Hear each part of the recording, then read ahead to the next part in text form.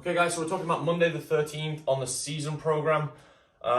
You've just hit those decently heavy, or actually quite heavy power snatch volume, and now you're going into the interval session with thrusters and different high skill pulling movements. So you have two versions of the workout here.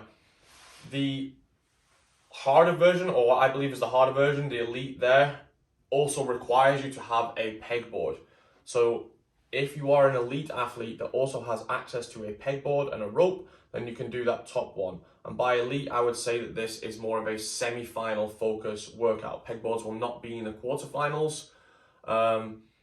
So maybe if quarterfinals is a really huge competition for you, you're not super confident of advancing to semi-finals, then you do the RX or the no pegboard version to get in a little bit more rope climb volume.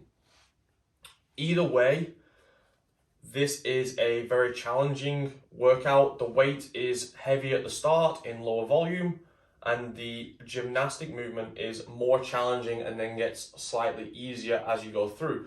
But the thrusters is going to go up in volume. So there's going to be more reps, it's going to be a little bit lighter, but each couplet there poses its own challenges, and you're really going to have to pace your way out from the very start. The 4 minutes rest in between should allow for a pretty good amount of recovery, but even after 3 pegboards, your arms, even if you're good at pegboards, even after 3, you are going to be feeling it. The rest you should recover quite well, but then going into double legless rope climbs is going to be super challenging, so you really need to know your own pacing.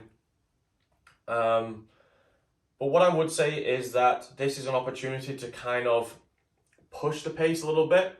We need to start figuring out, if this comes up at quarterfinals, double legless rope climbs, things like that, how fast can I jump up back to the rope and still make the rep?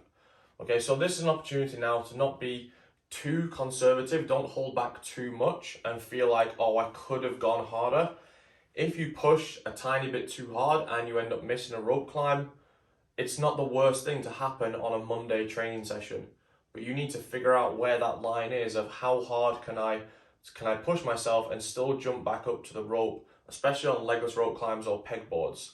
The rope climbs at the end, it's probably not as likely that you would push to failure in that movement, so you should be able to increase the intensity as you get towards the end there.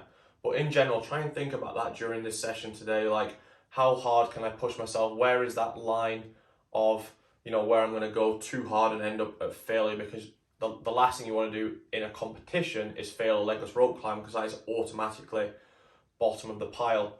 But you need to know where those limits are and need to push them every now and again to find out where they are. So have a go at that today.